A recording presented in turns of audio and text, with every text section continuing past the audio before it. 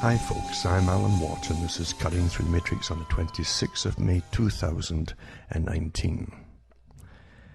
It's quite something to see a repetition of not so long ago, a few years ago, where you would see on satellite images almost a circle of heat on an edge of a circle around different the continent basically of America.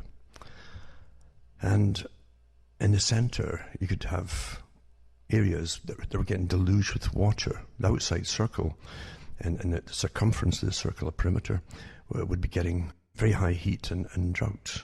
So it's interesting to see how the various jet streams are being kind of played with, if you ask my opinion. That's my opinion, only by being aware for many years and reading the articles put out by the geoengineers themselves and those who designed HARP technology, etc. When admitted they could actually do that, it was quite easy. Or the Air Force's articles on owning the weather. And, official declarations, you might say. Because the weather we're getting is meant, as far as I'm concerned, to scare the people into giving up every possible right you could possibly have. And fear is a great technique of taking away all your rights. And for any totalitarian system, which the system we're really in certainly is, it's completely intolerant of any objections to this big world global agenda and using the climate as a big excuse to take everybody's rights away and telling us how to live, right down to articles which are once again coming out from official sources telling us that maybe people shouldn't be having children, and maybe they need official bodies to decide who will have children. All the old stuff that was put out by the eugenicist societies at the turn of the 20th century, quite openly, in fact, about all the things they'd have to do, and Julian Huxley was one of them, and again, his whole family lineage, actually, including the Charles Galton Darwins and so on, were quite open about the need to regulate most of the public and take away their abilities to even think for themselves. And personally, I think they've been awfully successful in that by using techniques that Aldous Huxley mentioned of behaviorism in psychology and mass indoctrination. It's awfully successful, isn't it? Whereas, again, his relative, Charles Galton Darwin, said that, and he was a physicist, he said that really those who would steer the ship of planet Earth would be the wild men, meaning that they would have all their natural abilities intact, their faculties, but the general population would really be dumbed down and made to be almost imbecilic in some ways. So that's the future for them at that time. And you think that articles which they're popping out every single year, including this year again, to do with the IQ level plummeting, are just happenstance. And then, of course, everyone who reads these articles says, well, mine hasn't. It's great. It's the same people, of course, who say, well, yeah, they say that we really don't have a mind of our own, and we're basically led to our opinions. And I'm not. Of course, that's how simple the whole thing is, isn't it? Everyone thinks they're in charge of their lives, but your choices really are very limited in a system that's humouring you in a lot of the ways. Because when you look into the United Nations agendas that all countries, including all our countries, have signed on to and are implementing for this whole sustainability program, is complete eugenics. And it's the complete agenda put out by those in charge of the eugenics programs from over 100 years ago. It's all coming to pass because they had the blueprint set up a long time ago. And all the different segments of society that were created to be segments of society, divide, conquer, divide, conquer, divide, conquer, and issue out to your leaders and portraying your leaders for them all. These are all part of what they claimed at the time was they would push it all through by fairness. The world would have to be fair. And so you had to create all segments that would then be given what fairness means. And what it means, basically, is the Marxist doctrine of uh, eliminating eliminating all competition of all kinds, making everything equal. Supposedly that's IQ and everything, and work and so on, and it'd be fine. It would be fine, but the fact is, we're not built like that unless they make it so. Now, how do you make it so? Well, you standardize a generation of humans, as most folk are not breeding at all, or they can't breed because they're sterile. And we take that just so easily, don't we? Well, yeah, I guess so. Like, this is a momentous thing, and you think it just happened in a few years by itself. Because really, 40 years is nothing. Nothing. They were noticing it in the 70s, and they were taking incredibly detailed studies of the sperm count in males in the top universities, because they're all part of the big, statistical game to see if the agenda's working. And top scientists and doctors were monitoring, and still are monitoring it all. And they keep a very good, accurate count of motile sperm. That which is lively and can impregnate ovum. And it's just plummeted. And they're all happy about it because there's no crisis, apparently. It's not a crisis. Of course it's not a crisis because, you see, that's the world that's coming into being. Now it's here, really. And a long, long time ago, they had in all the eugenics magazines that those who had the best genes would rule the world. Again, Charles Galton Darwin's wild men, he called them, the ones who didn't have the damaged brains. Everybody else would be given chemicals and so on that would dumb us down, you see. And diets, just like Bertrand Russell, all part of the same societies, all these different people that were so well known and who helped create the cultures that we've lived through right up to the present time. The changes, that is. They were not futurists. They didn't look at crystal balls and contact the dead or anything like that. They simply drafted up a big agenda on what they'd have to do to make the world what they wanted it to be and to bring down populations eventually. It could take 50, 100 years to do that. But that's no problem at all. And by the time the last generation is living, if you might call it living, in austerity and drug-infested poverty in most countries now, if you wonder why, you got massive, it's like drugs all over the place, and designer drugs, and they're dirt cheap. Every country's got them. And they keep talking about, oh my God, you've got this terrible homeless problem and all. No, it's not. It is a drug problem. Drug problem. And the folk are living in tents because they get money. They've been given money. In the UK, they've got stacks of documentaries out there. As they study it all, naturally, because the UK is one of the main nations for studying the changes, since their leaders, all of them are based in London, of this whole agenda, and they want to know if it's working. And so they know that they've got so many thousands and thousands of young people, and all ages now, actually, but on drugs, who can't get off these drugs. You take them for 2 or 3 times, and they're hooked. Literally hooked. And once they're hooked, they're not thinking clearly afterwards. It affects their brain so fast. And once you're in poverty, and then you end up on the street because you can't pay your rent, any money is given to you by any agency or whatever, you'll spend it on the drug, you see, and then you don't pay your rent and you're on the street. And that's happened across the US, especially, very, very openly. Then there's no work for them either, by the way. Why would you bring in mass migration at a time when there's not enough work in a post-industrial society, folks? The terms I'm using, post-industrial, are all from the United Nations and all the different associations that belong to them. They wanted a post-industrial society. The Club of Rome and Maurice Strong, they gave you there a summit and a biodiversity treaty and everything else to do with the environment. He said the best thing we can do is demolish all civilization of manufacturing, abolish it completely in the West, he said, and bring the whole system down. These are the folk who drafted up these charters that were further signing into the next step and the next step and next step and next step. And none of us got to vote on any of it, folks. And you live in this delusion that you're in some kind of democracy. What a great number they have done on your brains. It's astonishing. It truly is astonishing. I know the human beings are egocentric. And we love to do the thing, and egocentric, we do the things we like to do, You see, we've been trained more and more that way too. We can't postpone pleasure so much as we used to. This all comes from the studies. I used to wonder why these incredibly detailed studies from anthropologists in what they call third world nations. Incredibly detailed.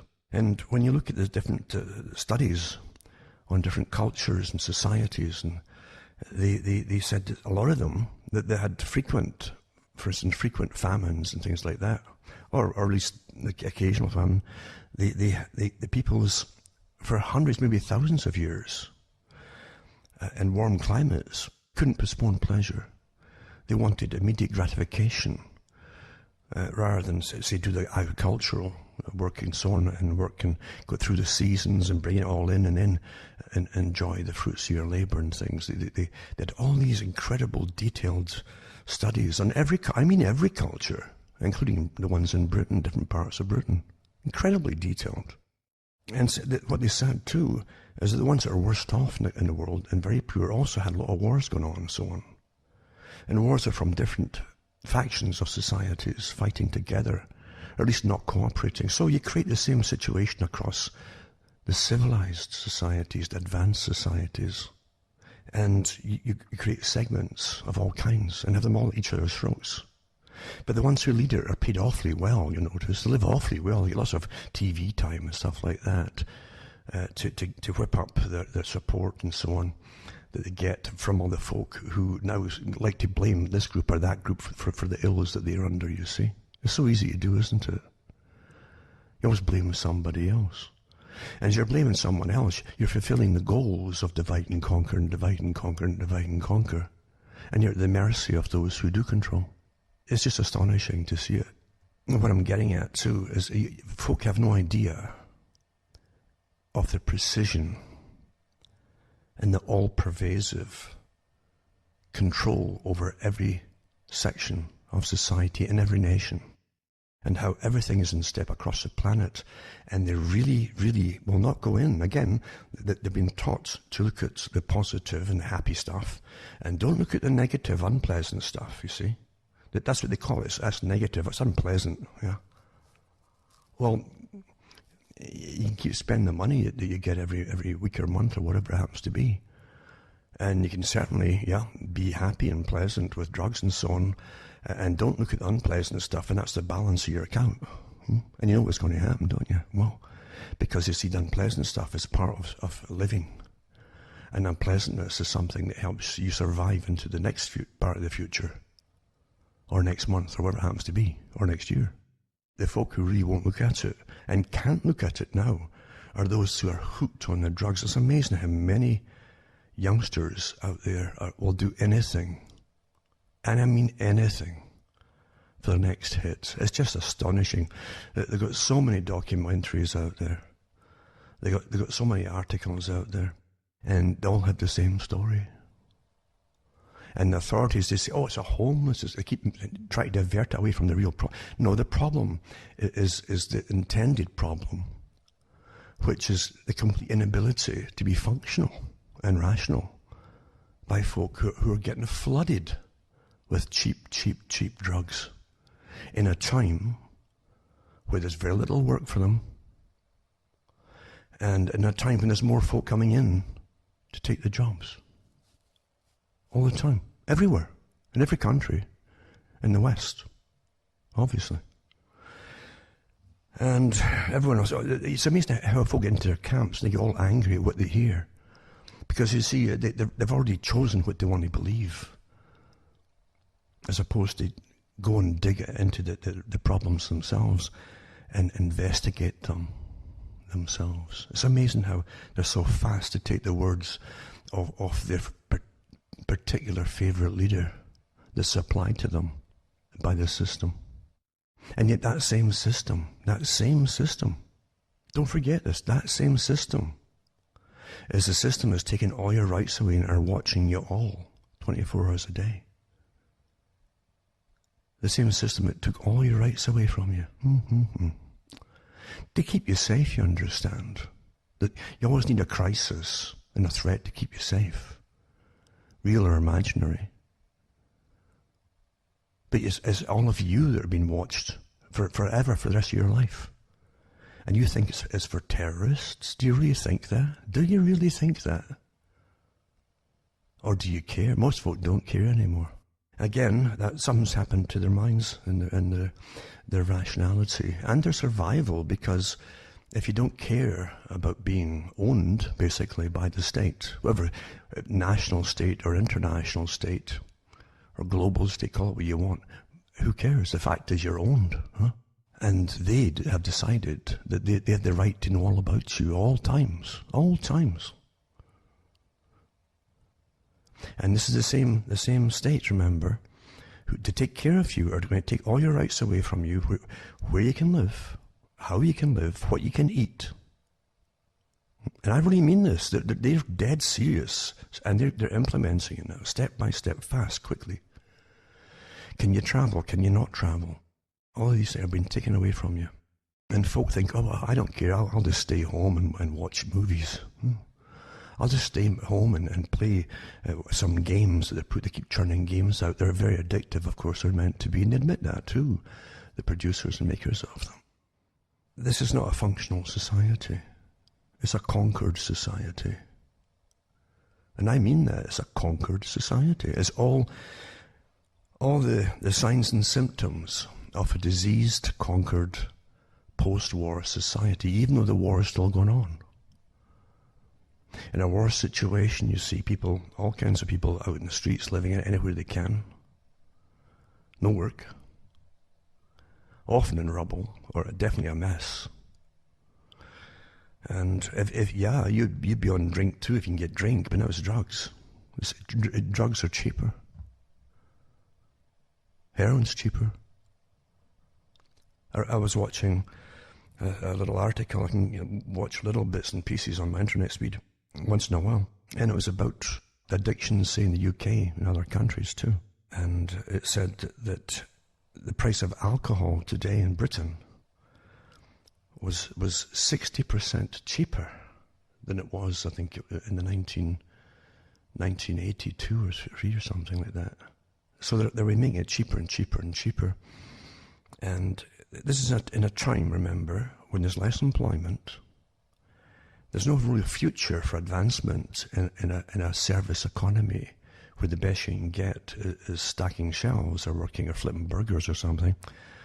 And the competition to get those jobs now, with so many folk coming into the countries, is just getting staggering. And I couldn't believe the money and welfare and whole parts of, say, the UK. The UK really is a small place per mile. It's a small place per square mile in the population density. And they got all sections, or in towns, in fact, outside Durham, for instance, or part of Durham County in England, where they were trying to sell, whoever owned them, it was like whole streets and streets and streets of council-type housing. They couldn't even sell them. They couldn't sell them because, number one, no one wants them because it's got bedroom taxes. This is a beautiful tax. This is a good incentive to buy. You put bedroom taxes on them already on an economy that's gone. And the government's needing more and more taxes because it's got so much welfare and so many social programs. And because in the EU, it's so much. I read articles years ago on radio shows of the multi-millions per month that had to hand over of his income to the European Union on demand to the central bank. When they demanded it, they just had to hand it over. And the gross domestic product is going down and down, down, because the economy is gone. And you got a massive, massive drug problem, massive unemployment problem. And this place outside Durham, they could buy, they even offered so many houses per street for $1. And the local council didn't even want them. And yet there's all these folk that lived in tents. And homeless and so on, Of course, there's hostels that the government's helped to create. And the hostels, you see, the economy now is a parasite economy. Because so many folk now are in and out of seeing lawyers supplied by the government who are living much better than the homeless folk that come and see them all the time, or who may be shoplifting and petty misdemeanors and things like that. And the prison systems are overfull anyway, and the country can't afford to put folk inside the prisons. A lot of the crooks know this too now, and the gangs do.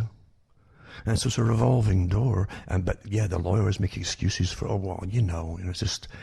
But the fact is, those who are on drugs certainly aren't getting the help, because they're just turned back on the streets again. Or they'll do the same thing over. It's finished. You understand? That's a finished society when you've got that.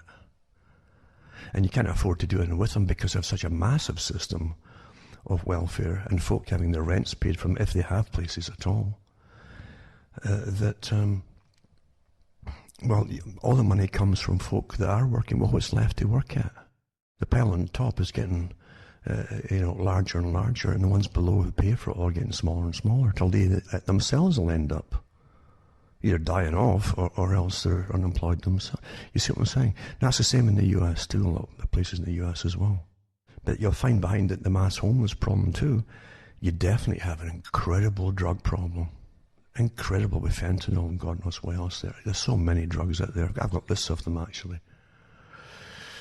And I won't just dwell on that. I was meaning to dwell on this. I'm just showing that some of the signs of what the guys like Maurice Strong and those around him and even above him planned a long time ago. There's definitely a massive World Council here planning and implementing, and your governments are all part of it by signing on to it.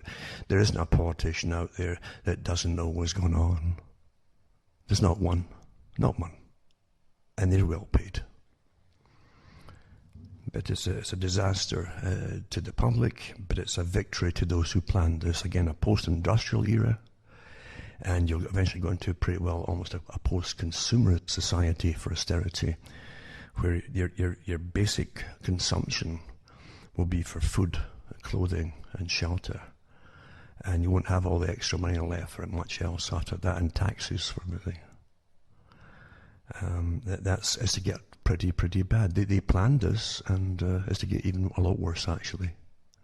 But they certainly don't plan on keeping any much of an economy going, like as for you to buy your cheap plastic junk that's not meant to last very long for much longer. They really don't. And they talk about it too at their world meetings. These people at the World Economic Forum that you don't vote in again, huh? The ones that pretend they're communists, but they're the top capitalists. They finance all these things. The top capitalists, eh?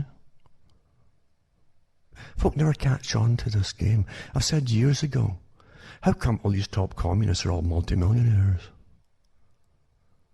And the ones who get in the right footing with them end up the same way themselves too. People don't figure it out. The top world banks, the banking system is part of this superstructure of total power. Always was. It's set up through the Royal Institute of International Affairs and the CFR, etc., all the different groups that they have out there.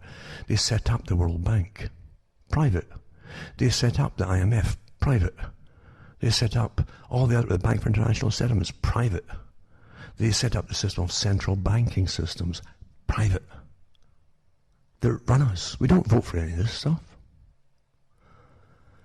But it's essential to have all that to control the whole planet. It's to own the money system.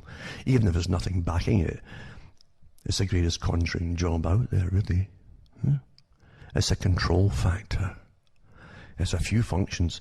It allows those at the top to live the life that the kings and queens couldn't imagine a couple hundred years ago.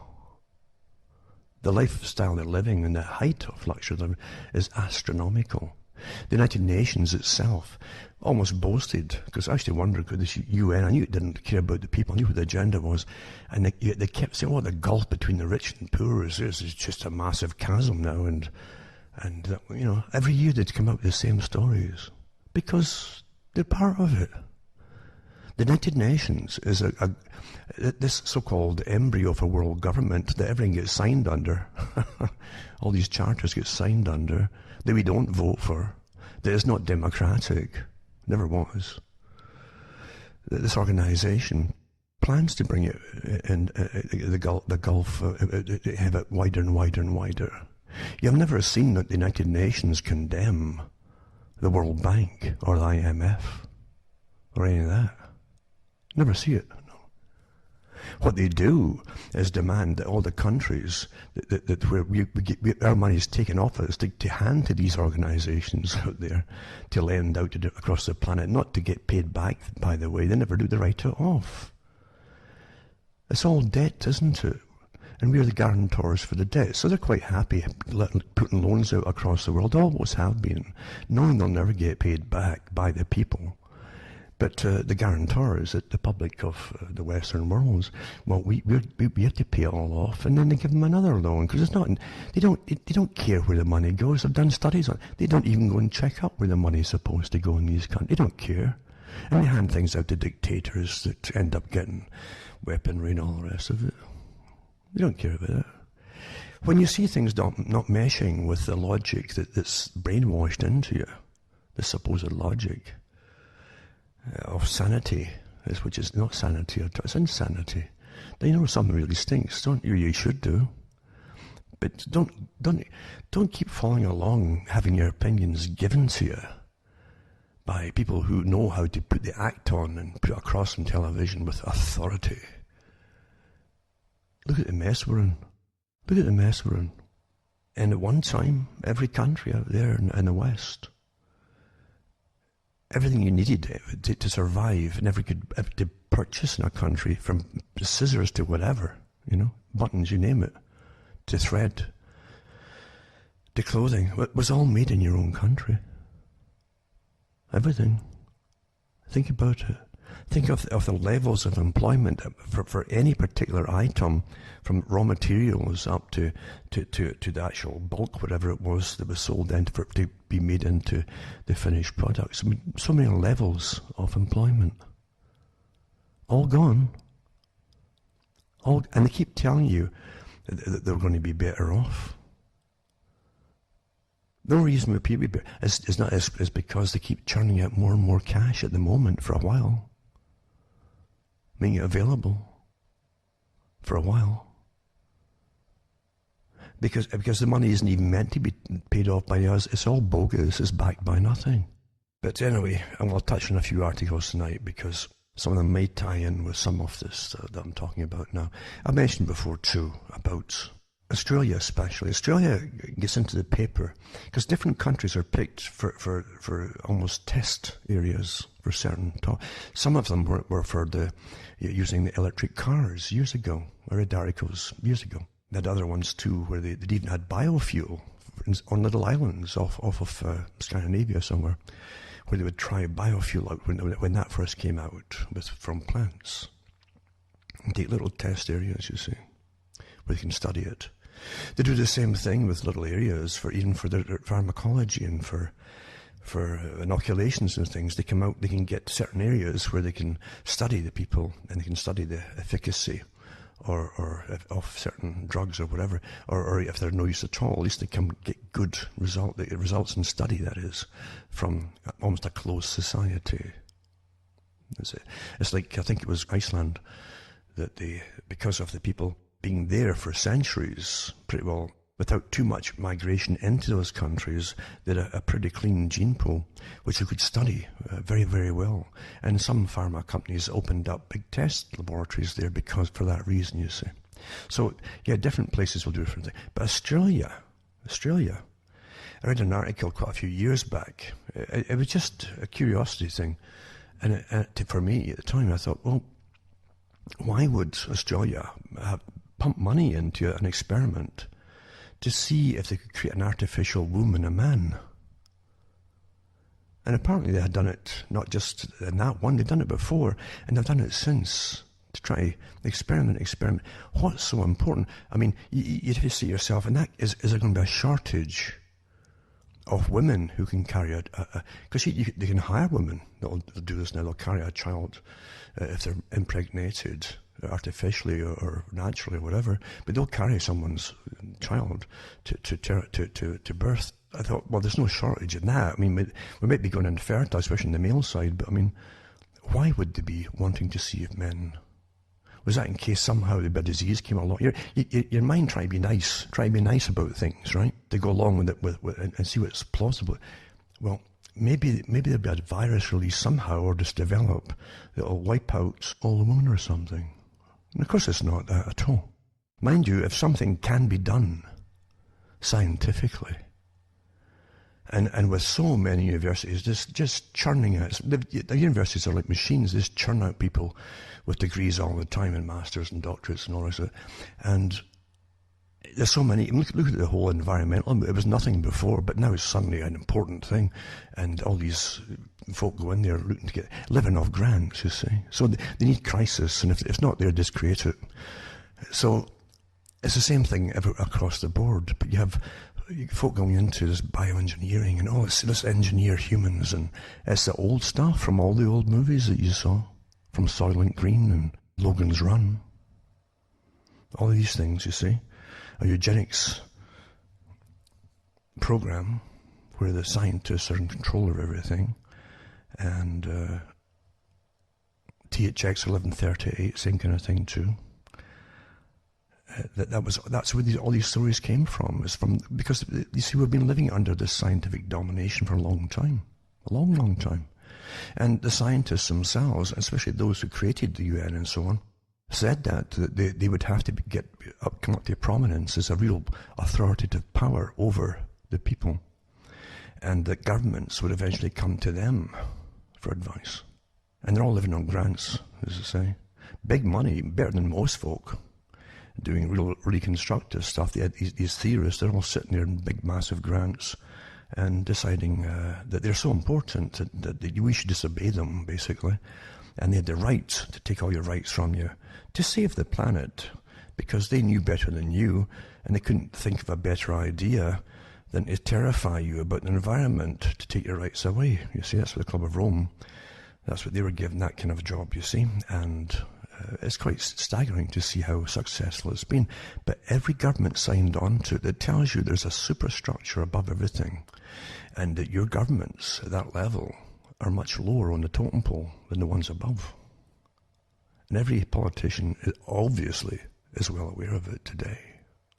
But as I say, Australia, now they also have artificial womb programs to see about growing baby sheep. Now these are the kind of floater ideas and all tribal, and to see, the more articles that you see about things like that, the more you'll accept the final product down the road. Well, okay, it's all this transit and transit is to get you used to different kinds of humans, until the scientists, as I've said before, can eventually make purpose-made humans for different functions. That's what they want. Even NASA had stuff out on that years ago, even documentaries. So here, as I say, it's not just to see if men can carry children by artificial wombs. And I still don't know if they've been successful, really, in Australia with the actual ones on men. And it's so secretive, too, in this great democratic system. Anyway, here's another one on an artificial womb that can grow baby sheep. Now, this doesn't stagger me at all. And it says, and humans could be next. And they go through this what you see, an oversized Ziploc bag strewn with tubes of blood and fluid, blah, blah, blah. 8 fetal lambs continue to develop, etc., in this particular article.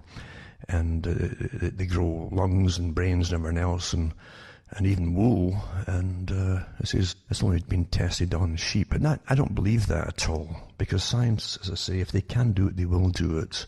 And science is way beyond, in my lifetime, way beyond any need, or legal or otherwise, to inform the public. Absolutely.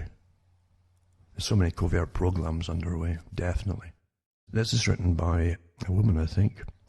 But it says, it's appealing to imagine a world where artificial wombs grow babies. It's appealing, you see. Eliminating the health risks of pregnancy. A health risk of pregnancy. Don't forget, too, that under health, up until recently, or fairly recently, having a child was a natural thing that happened. Surgery was never performed unless it was a necessary thing to save life. But when you got into abortions, that changed the whole game of what doctors were. It really put a stigma on the whole field of medicine. Absolutely. And it's getting worse now, that, as I say, that hospitals want your organs and everything. As soon as you're booked in, you become fearful. But when this authority keeps giving itself more authority over you, and you're taught constantly that life is worth less and less and less. All these articles are meant to think that life is worth less and less and less. Just like Julian Huxley said, we've got to knock humanity off its pedestal, he said. Train the public that humans are just another life form and they're not special at all, and to devalue life. The same guy that also was part of Planned Parenthood, and he was all for bringing down the population of all U-types too. U-types, you see. U-types. They don't include themselves, like Charles Galton Darwin said. He says, we, the wild people, the ones who have all capacities and we're wealthy, and we marry the right mates sort of thing, in the same class and all that. He says, we should have all the children. And he says, these people, all the ones that have managed to damage, should be sterilized, etc. It hasn't changed, but here they are, wanting to make sure. I mean, do you really think it's nothing to do with making lambs or sheeping more profitable, sheep farms? It's to do with, again, what can they do? But this to me is old stuff. This is from 2017. I read articles on the males before that, testing on males. And before that, I think I did a show in the 90s where they call them ARCs. There's 3 of them in the States alone. And professors at universities are in charge of these ARCs, where they say the ovum and the sperm of all species of everything pretty well on the planet in storage. And they have also done, according to the documentary that I saw, there's a woman professor, I think from Louisiana, who was in charge of one of them, and she says we've also put them together after they've been deep frozen for a long time, and it hasn't destroyed the cells, and put the fertilized ovum into, say if they got a dog, they can actually put it into a cow to bring to term. So all this stuff is old stuff to me. The only difference in this article is they're supposed to be trying to get an artificial womb.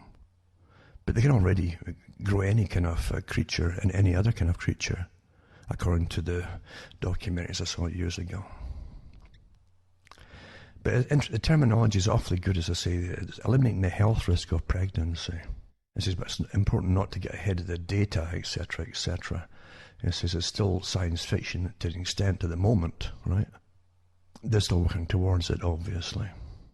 And of course, what they also say is pretty well like the use for premature infants. They can have they have incubators basically where they put the children in to keep them warm and so on, at the right temperature and the right kind of humidity and everything else too. Well, part of it. But you get that article there, and then you get no men required. I did these articles before, I think, but it says no men required. Australian women will be able to have babies without males within 2 decades. For again, an fertility expert says, what Bertrand Russell says, will train the public they can't do anything or even believe anything without an expert's advice. And that's happened. That's so happened. One time he didn't need advice on how to even have children and how to go through pregnancy, etc. It was all just quite a natural thing for thousands and thousands of years. Anyway, it says, it will be possible by breakthroughs in fertility technology. And it says comments come after baby mice were recently born to mothers in China. They also did articles at the same time as this one to say that they tried it with humans, where they can actually take basically a stem cell and alter it into, and they had all the technology and ability to alter it into any particular cell they want, including what they claimed at the time was a sperm from a female, a cell from a female, put back into a stem cell and then made into a sperm. That's what they claimed at the time. This is a different article to do with mice instead of humans, but it says you couldn't see why the same feat can't be achieved in human reproduction. It says ethics committees. Again, here's another thing too, by the way. I notice my hackles go up in my hair once in a blue moon, If it's not Wi-Fi, which it does for me, but my hair starts to feel it. It tingles the roots of the hair. But also I get the same thing when something's just up and there's something you've got to take note of. And I can remember when they suddenly came out and did documentaries in the 90s on television about, and in the newspapers, with bioethicists. And you were introduced to the world of bioethicists. You never heard them before. Now you realise now you've got professionals now that are professional bioethicists. And we all thought we had our own ethics and things, but no, they've got the real ethic. They're the ones now who decide you should really die, you know. They're the ones who decide maybe your life isn't worth that much in hospital. Maybe you're better off dead. Maybe they could use your organs and make some money off you. That'll go to a good cause, won't it? So maybe they are some use after all.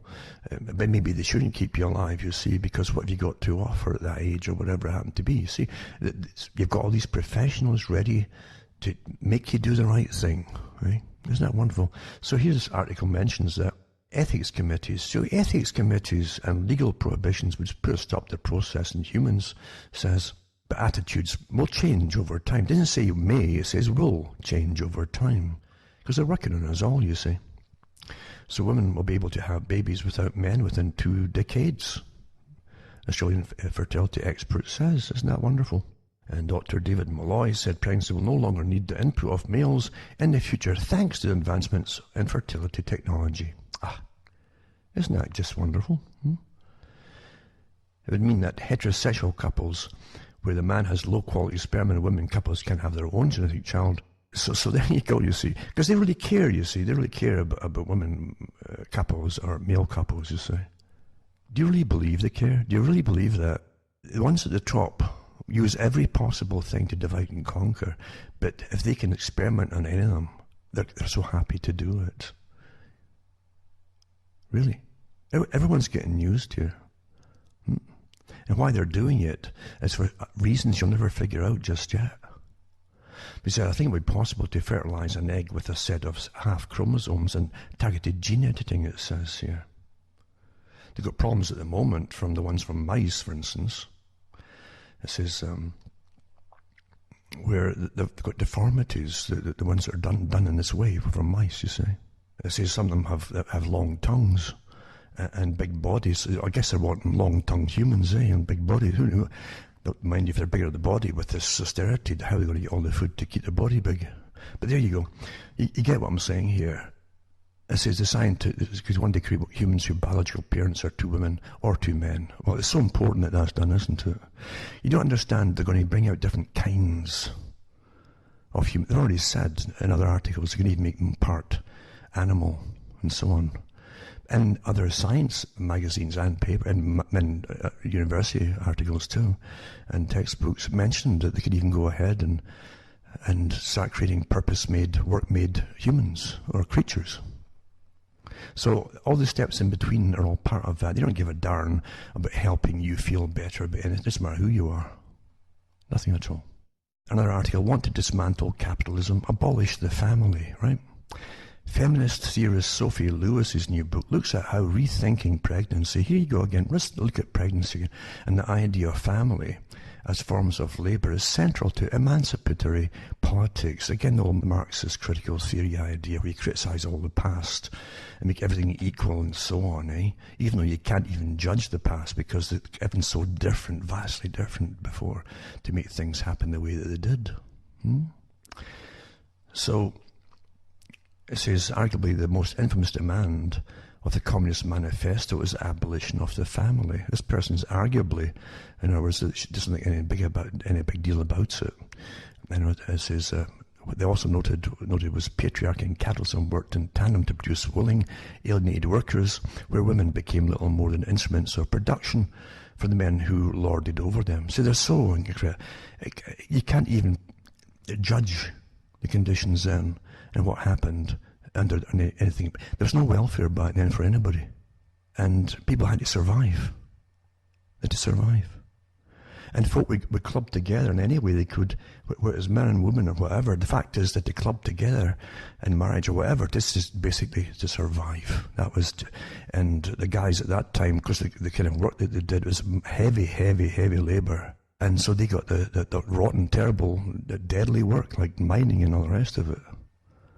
Didn't have big, massive machines in those days. And the guys themselves might not last long. And yeah, they would put the wives down if the man was sick, down the mines.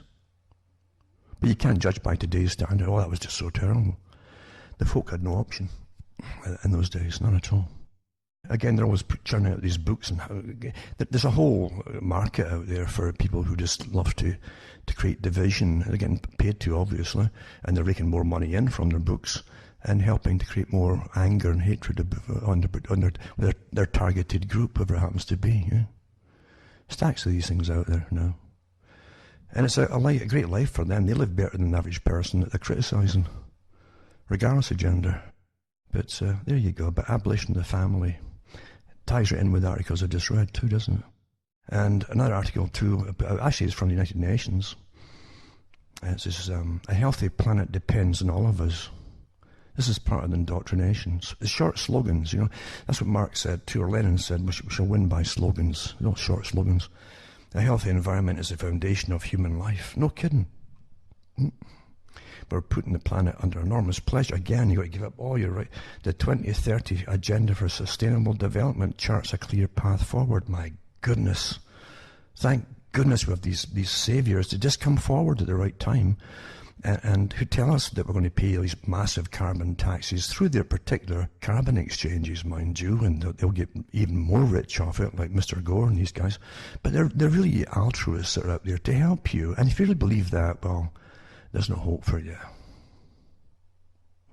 You have no idea of the incredible evil, I call them evil, yep, absolutely evil, crooks out there running the whole system.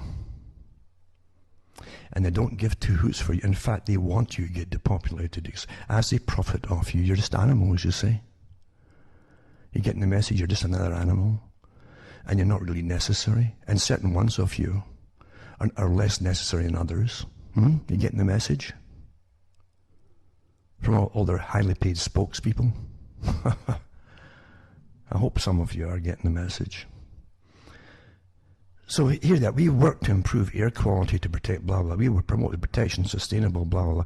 Promote sustainable low emission transport, meaning no transport at all for you, most of you, because you can't afford the alternatives at the moment.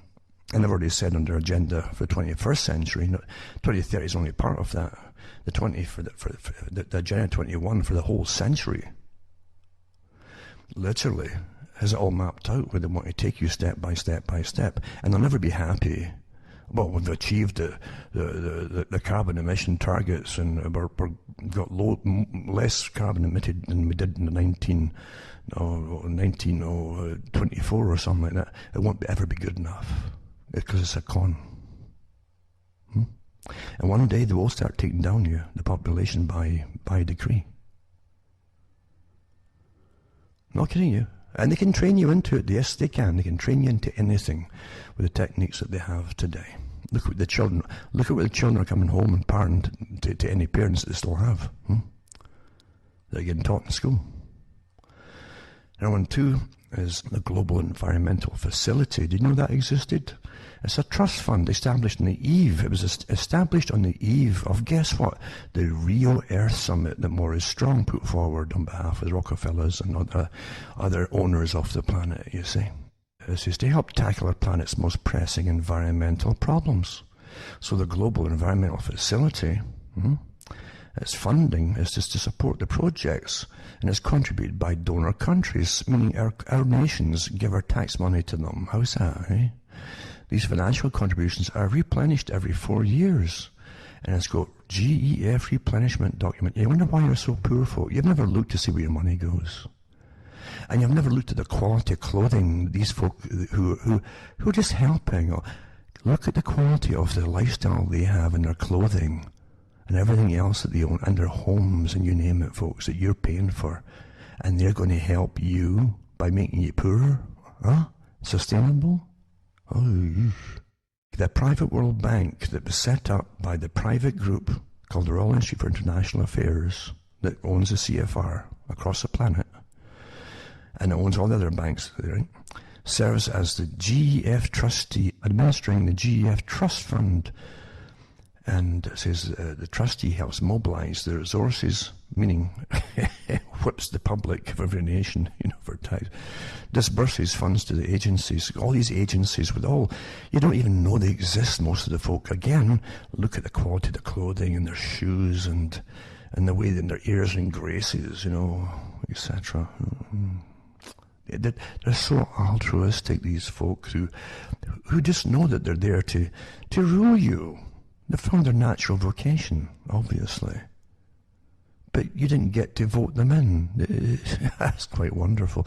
It's the best kind of tyranny there is. We've never had such wonderful, almost invisible tyranny as we have today by those who've done it all. It took time, take maybe 100 years to bring it. Well, it's all past and gone. We're here, folks. Al Gore, of course, he's over in Australia there, getting paid to go over there and lecture them about it too, and how they must do without this and that and the other, energy-wise, and pay more money into the world system. I've mentioned before that he had set up, and he pushed and pushed and pushed for all this carbon nonsense, because he set up an organization with a company called Blood, and it was literally called Blood and Gore. No kidding you. Can't make stuff up. A carbon exchange, but they've changed the name of it now because there was so many people, and myself included, to really push this forward, so folk knew what was going on here, and of course they had to back off a bit and change the name of it. It's quite comical. But yeah, Mr. Gore and Blood, of course, Blood and Gore. That's what it all comes down to, isn't it? But I'll put the articles about him lecturing them in Australia, and how Australia has to pay for him to get taken over there, flown over, all that carbon and stuff coming out of jets and stuff. Came out too by his own particular side houses for guests and that too. And just the electricity alone that he went through there, phenomenal it was. But you see, your masters are allowed to live better than you. After all, look at the hard work they do, raking in all that cash from the taxpayer to make themselves rich. I tell you. I'll put the Sustainable Development Goals up as well. A list of them too. It's got everything in there, everything you imagine. Things you can't even imagine, and it comes down to sustainability, including families and all. You got to understand, this is all part of it. You don't think of all that, do you? Destruction, given elimination of family, and maybe even males down the road too, etc., etc. And Sustainable Development Goals. Interesting, eh? Isn't it? Think about it. Most folk don't want, again, that's negative. I can't look at that, it's too negative. Makes me unhappy.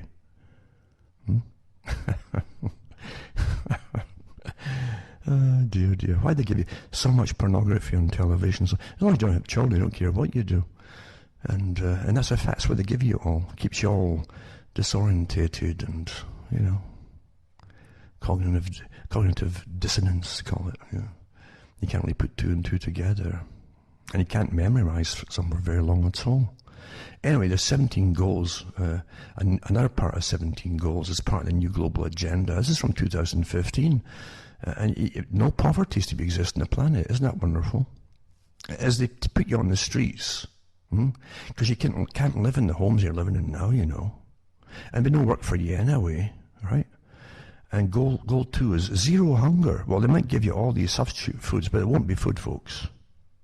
Good health and well-being. You understand that all the things, including some of the stuff I've talked about, comes under good health and well-being, including eliminating some of us. Huh? Yes. Quality education. Well, you can't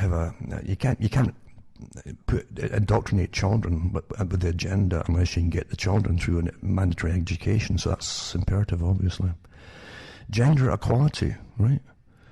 Well, why are you trying to make mice, female mice create their own, male sperm and stuff, and eventually you can do that with humans? And well, where's the equality here? Okay, what's going on here? Clean water and sanitation. Affordable and clean energy, yes. Oh, hey, everything comes under that. Affordable. They just see all these experts decide what's affordable, but they'll come up with a figure and they'll say, well, that's what's affordable. You won't have any input at all. And clean energy. Well, apart from sunlight, what's clean? When you make turbines, the cost of making them, all that stuff is manufactured, and there's furnaces involved, and carbon, and boom, boom, boom, and the chemicals involved, just making all the different wiring and coatings and so, yada, yada, yada, yada, yada. Lots of articles out there on that too. I'm not making this up. This is a fact. But they don't decide what's clean, eh? Decent work and economic growth. What you got at the moment? They've taken all your work away through the same organisation of the World Bank, that gave World Bank and so on, that gave you the EU and NAFTA and the new name for the same thing, and exported the work. They literally exported it through the GATT regions to China. All your governments signed on that they would pay your factories and corporations to move all this stuff off to China. I've done so many shows on that years ago when it was all happening. Our tax money paid for them to uproot and move, and left us with what's called a service economy, eh? Where things are just brought in and passed around. There's no manufacturing left. And you're left now with a massive top-heavy, almost a communistic system, managing the dysfunction of it all with the mass unemployment, all paid by our tax money, stacks of agencies, social work departments, welfare systems, and again more social work departments and specialised units dealing with drugs, plagues of drugs on the streets and home. Huh? Think about it. Huh? Think about it. Decent work, right? And economic growth. How do you have economic growth when your manufacturing's gone and the service economy only employs a small X amount of employees? All the big superstores that are left now are putting in self-checkouts. So there's nobody working. The government will give us tokens for money, issued, like Bertrand Russell said, and you'll have to be awfully good and don't be an asshole and social behaviour and say something you shouldn't say, even in a quip, or they'll withhold your token and you won't be able to pay your rent or buy food. That's what Russell said this back in the 40s, before you had the term asshole. And then you've got some goal 9, industry, innovation and infrastructure. Well, you can play with that one. What industry? And reduce the inequalities. I guess they're going to make us all the same size and everything else. Sustainable cities and communities, which they're all going to be. Do you understand the control of everything I'm mentioning here? To get what anything that they're wanting takes like commissars, whole legions of commissars to manage it all. Sustainable cities and communities, sustainable consumption and production, climate action, you know. And if you can live on the land, it even says that, life on land. You'll be there only in the land if you're producing. You see? That they've been authorised to be there. Because they don't want anybody else living on the land. You're crammed into cities, sustainable cities, you see?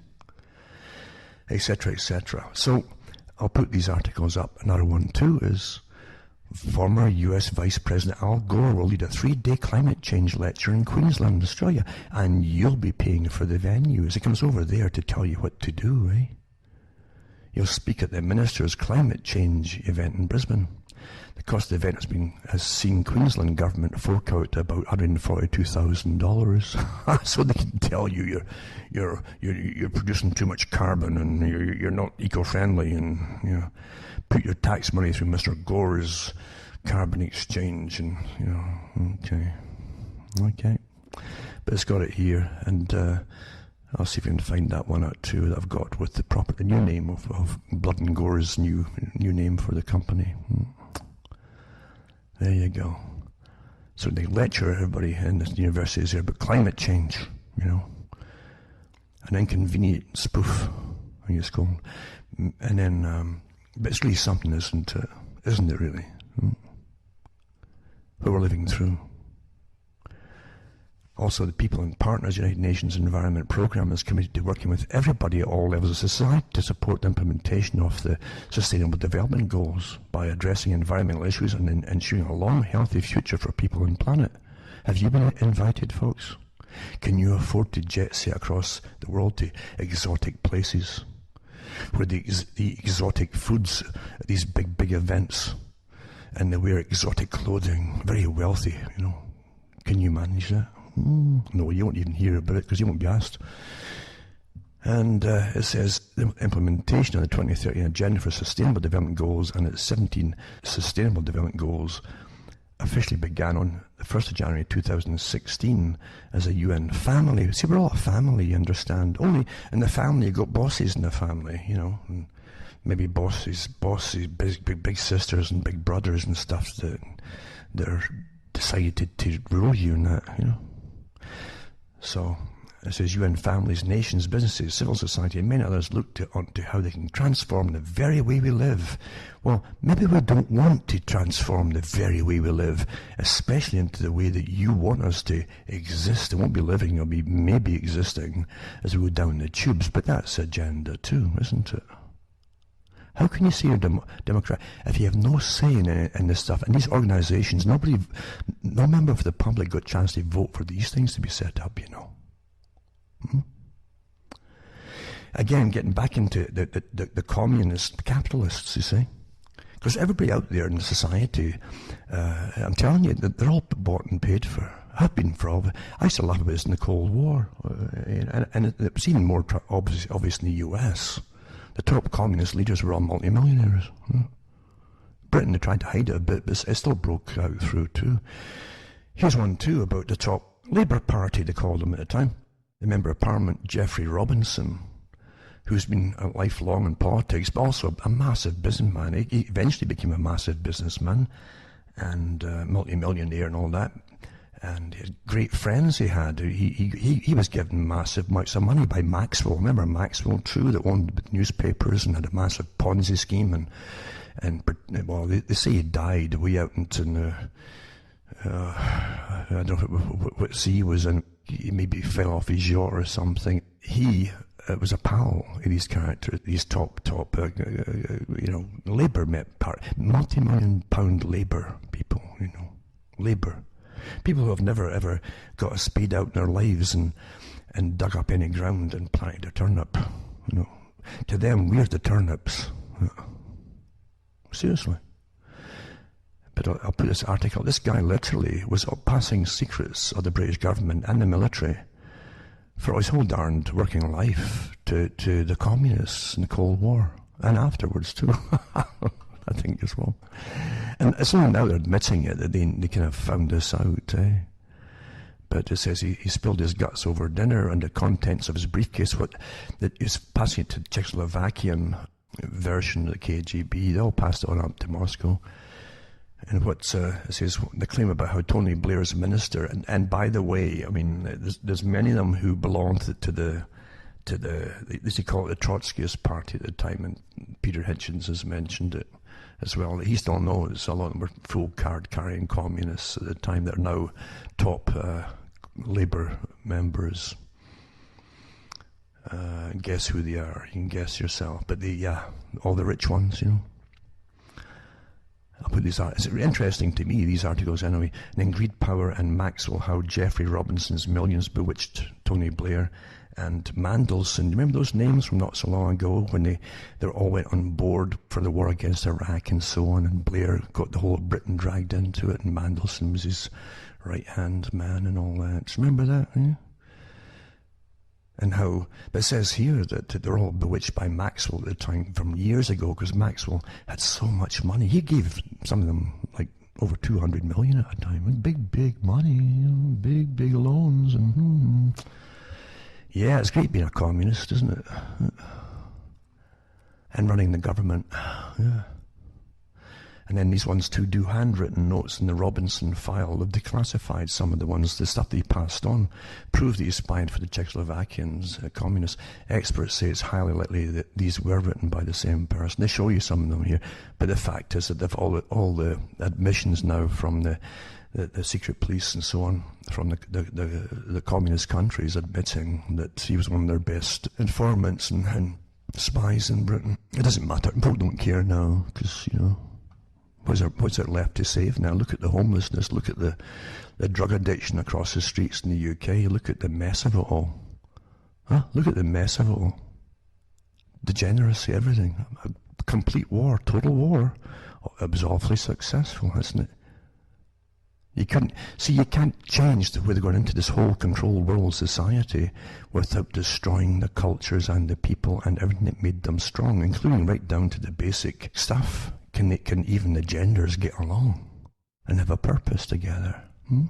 Destroy it all. Destroy it all. Make it completely dysfunctional. Make the whole nation bankrupt with it all. Crime, you name it, drugs galore.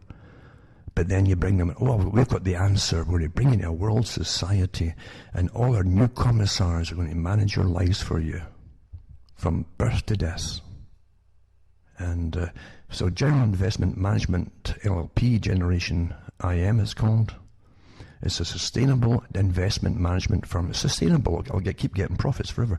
Founded in 2004, co-founded by former U.S. Vice President Al Gore and Goldman Sachs Assistant Management Head David Blood. There's Blood and Gore. But it's now called Generation Investment Management.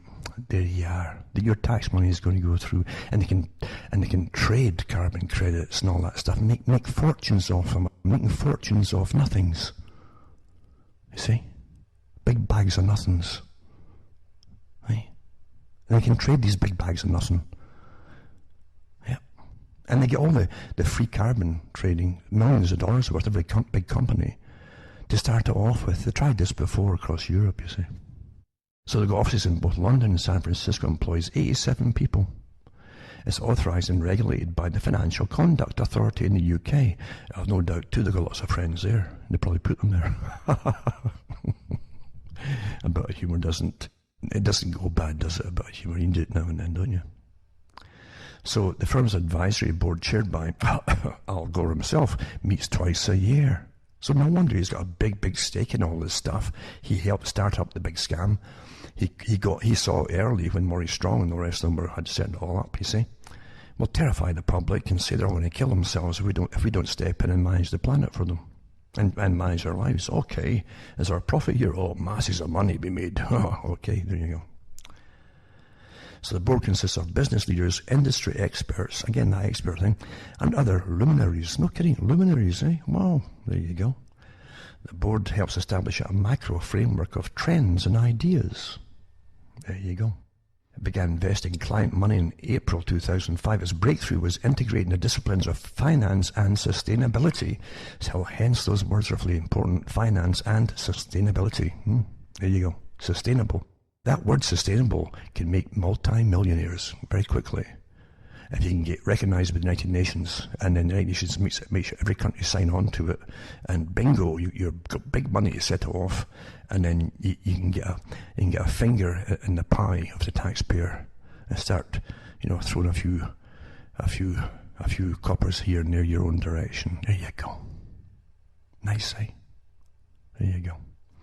2014 Generation launched Climate Solutions Fund 2. Isn't that wonderful? They keep coming up with great ideas.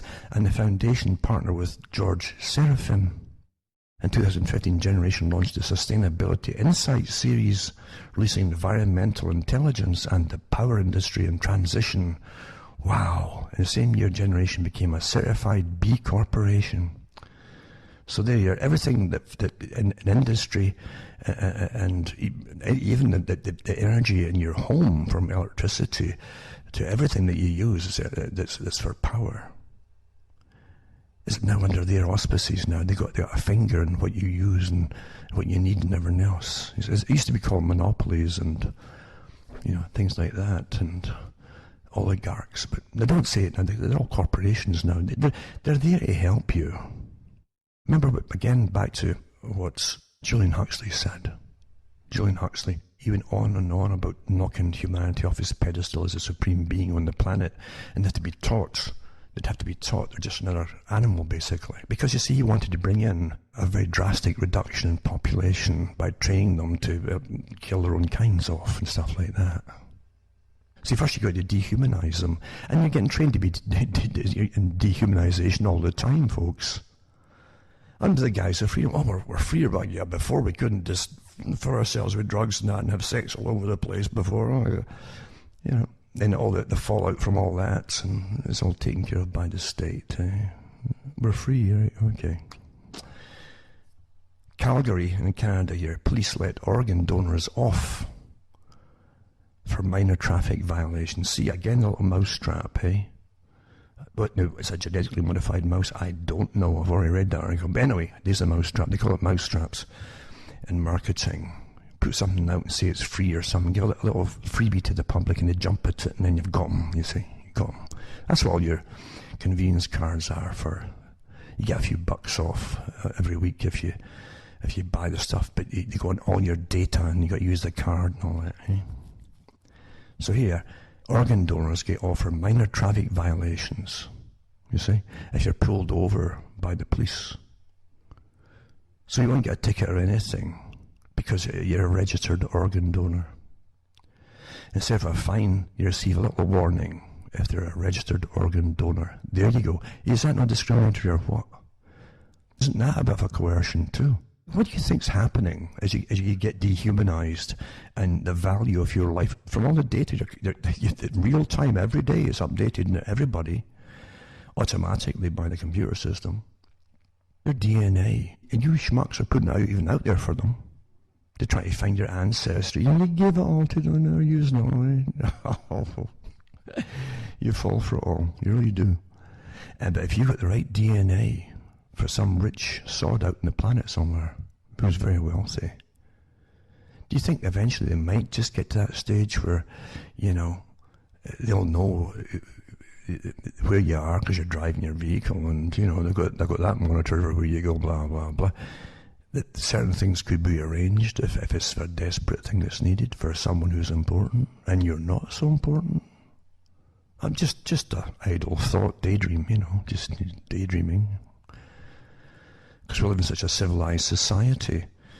The same civilized society, remember, that Madeleine Albright, when she was up there, when they were starving Iraq before they bombed it into oblivion in the Stone Age, they starved it through sanctions and kept them from getting food and everything else and medical aid.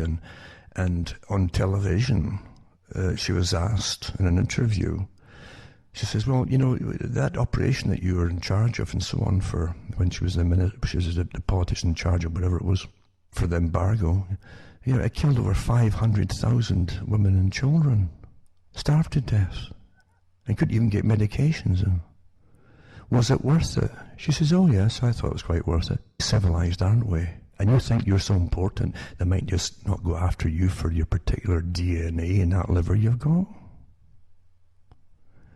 Dream on, folks. That's the world we live in.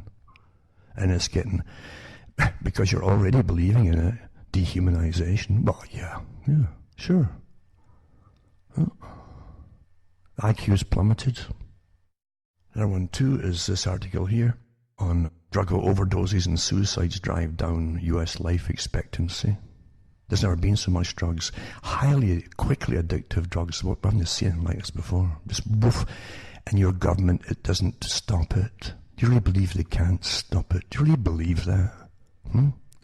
So I'll put some up on the National Centre for Health Statistics and on some of the overdose death rates for drugs and so on. And almost 1 in 3 drug overdoses in Europe are recorded and happened in the UK. I said that years ago. It's just from watching the BBC dramas. It depresses you so much that there's nothing left to live for after you watch.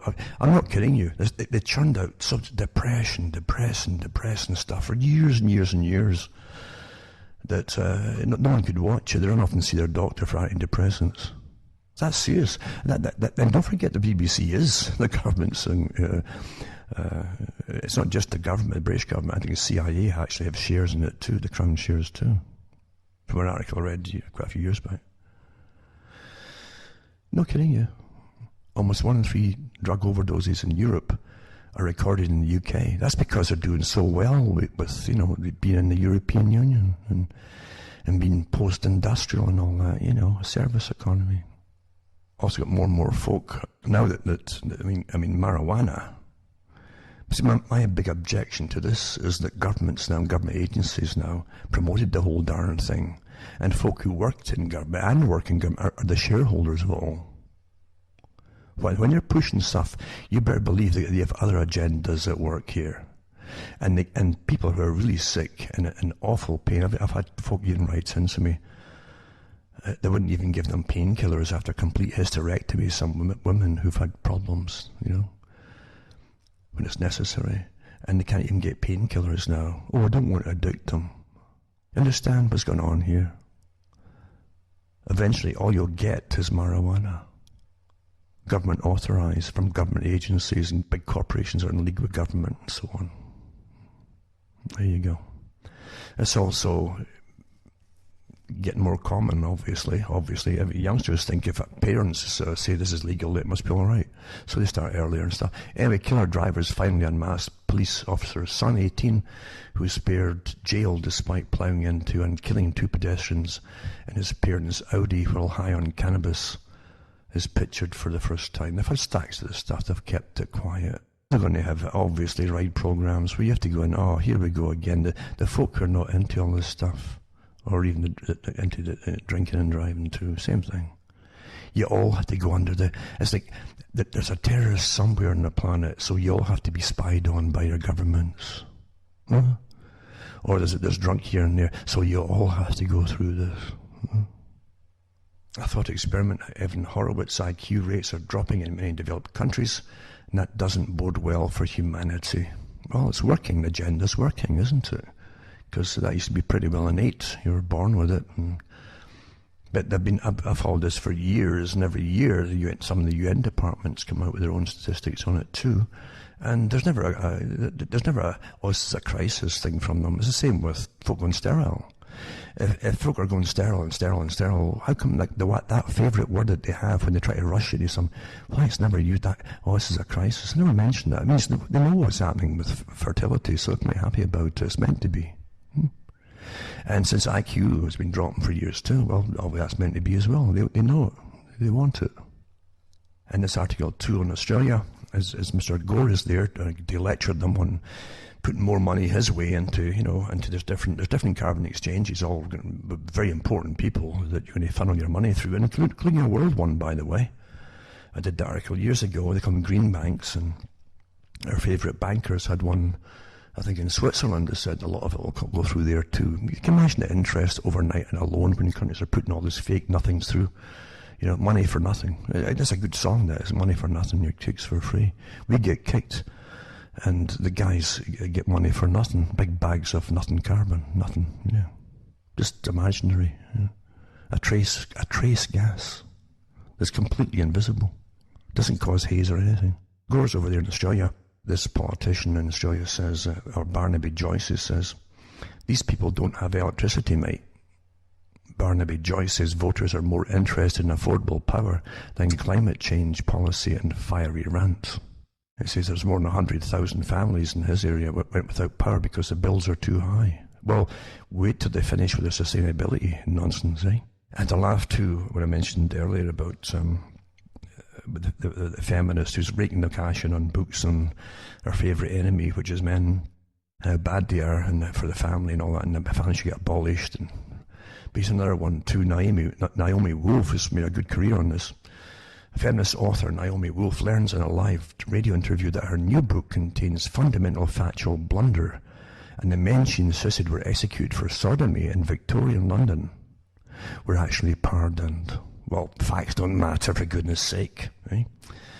So she was doing a BBC radio interview to promote her book called Outrages.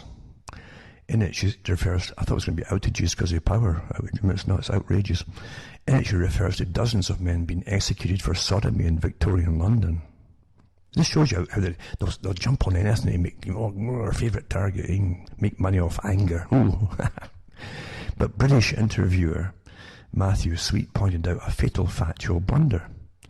And they show you articles from the period about the ones that she was on about.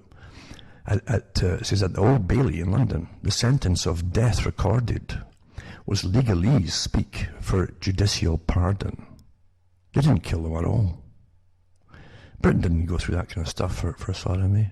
It says, in fact, no man was executed for sodomy in Victorian Britain, Sweet argued.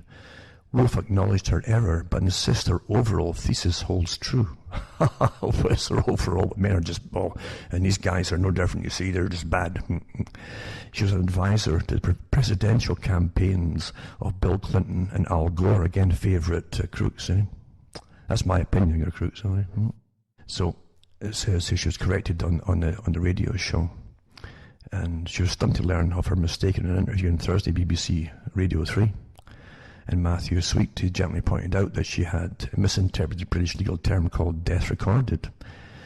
I said, I found like several dozen executions, Woolf told Sweet of her research in the Old Bailey prosecutions of sodomy in the 1800s for her new book, Outrages, Sex Censorship and the Criminalization of Love. Look at the mess around today, where you've got people in the street flogging their bodies, kids, for drugs. There's free love for you. There's what got you. Huh? And the folk don't even care anymore, even is when it's all over the place. Destroyed, the end of war. And this is a kind of stuff, rhetoric that they put out there that's part of the war, you see, to make it worse and worse and worse. Criminalization of love. And so I don't think you're right about the Sweet for fire back. Death recorded is what most of these cases, what you identify as executions. It doesn't mean that he was executed. And they go into it, right? It was a category created in 1823 that allowed judges to abstain from pronouncing a sentence of death on any capital convict whom they considered to be fit subject for pardon, Sweet said. So I don't think any of the executions you've identified here actually happened. So Woolf required me again. It's a really important thing to investigate, you know, he really ticked off, I guess.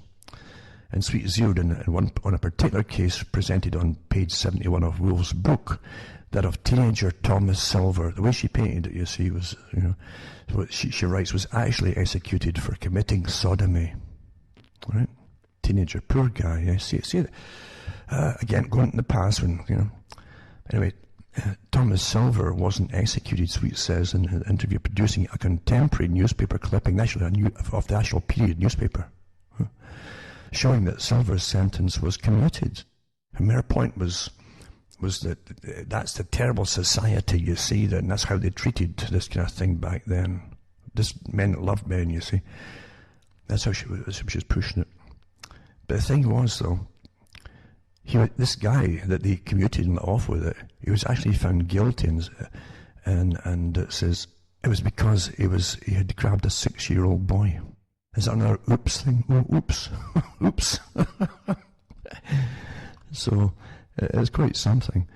So that's what it says here. It says the clipping from the Times shows that Silver's automatic death sentence was commuted, as well as that his crime was much more serious than Woolf indicated, pointing out that the nature of Silver's crime was more disturbing. Silver was then 17, convicted of indecent assaulting a 6-year-old boy. I think the evidence was totally unfit for publication at the time, you see.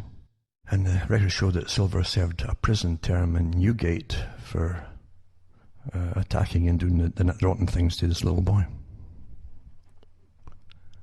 See, it's so easy to go in and paint a story because you've got this angst, you know, when you sell books to the popular segments of society that have been literally weaponized. You know. It's sad, isn't it? It's just, how can you possibly have any functioning society when it's so corrupted and divided by so many segments that are deliberately out there and with incredible funding, a lot of these people? I see it all as a warfare tactic, all these things. And it was meant to be from even the times of Julian Huxley. He was adamant about the agenda. So was Karl Marx, of course. Karl Marx, of course, where did he live? He lived in London, eh? Access to the British Library. By this totalitarian British system, they gave him access to the library, and he was given access to all the incredibly rare books and everything, of histories and goodness knows what, for such a long time, by this rotten, terrible Britain system. No, he worked for us, for I'm concerned by those who ruled the system. That's what I can see for sure. Whenever people try to get you riled up about what's now called popular marginal areas and so on, in divided society, if someone's trying to rile you up, make you get all emotional and angry, you're getting used. As far as I'm concerned, you're getting used. And that's the first indication in psychological warfare of you've just lost when you become emotional. Your logic must guide you with reason and facts. And you must decide for yourself. Because the emotion is put across in such a tremendous way of almost neurolinguistic science of people who are trained in it, to guide you into a state of anger, not to use your reason or logic. and they certainly won't give you the facts. For across the board, for all the different sections out there, be careful. And if you join a lot of these different groups, you're getting used for agendas which are utterly destructive to all of us in the long run. Because only through destruction can the big folk at the top step in eventually, all these agencies that are all set up quietly and covertly, and say, well, we're stepping in to take over society now that you're all in such chaos, order out of chaos. Here we are. We are the order. And you're with such a dysfunctional mess. You probably cry for them. What was it Rockefeller said when he talked about some of this agenda? Rockefeller, remember, and his dad, old Rockefeller, he said that competition was a sin, as it took over monopolies over all the things that you needed. Food, fuel for industry and everything. Complete monopolies. They've never changed. The same organization that the Royal Institute for International Affairs belong to. Take over all the resources of the planet, and then bring in the scientific experts to rule the public, depopulate, etc. But folk wouldn't give up their rights, so you can create crisis after crisis after crisis until you'll have a population at the end of a war, and they won't even know they've been in it. They're just part of it. It'll be so dysfunctional and chaotic. He says they'll come to us with perfect docility. That's what Rockefeller said. How do you think they would get us to come with perfect docility? We're here to help you. Look at the poor mess you're in, the poor people. Look at the mess you're in. But you can't live like you've lived before with rights and demands. You have to follow what we say here if you want to survive. Live in that cramped city.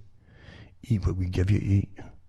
You can't breed, so we'd prefer it if you got sterilized. Unless you're one of the worker helpers, and you can actually earn the right to produce children, maybe one or two. I'm not kidding. I'm not making this stuff up. This is stuff they talked about, and Charles Galton Darwin did too, and the Huxleys, and the Russells, and the Macy Group, and all the other groups out there that all work together to make this happen, and the Maurice Strongs that you never voted for into anything. Anyway, that's it for today. I'm sorry to say, but it's important that I put some of it in. You can't really do a talk without cramming so much in, I suppose. It's not a downer. This is not.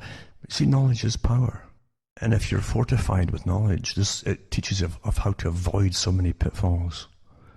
And if you've gone into the pitfalls, and everybody can and will occasionally, it tells you how to get out of them. You can use your own mind, your own ability, and you can feel stronger for it too. But whatever you do, be careful of all the different authorized groups out there and authorized leaders of different things who are the real haters. That's all they promote, is they target groups, and they're authorized to target different, and genders. They target everything. And everybody falls into a camp, and they're all getting used. Because really, the war is upon the people. Means the people all have to come together here, all of them. Because what's happening is the most hellish thing that this world has ever seen. It's the most dangerous thing we've ever had to cope with. From myself, Alan Watchman, Ontario, Canada, it's good night to me. Your God or your gods go with you.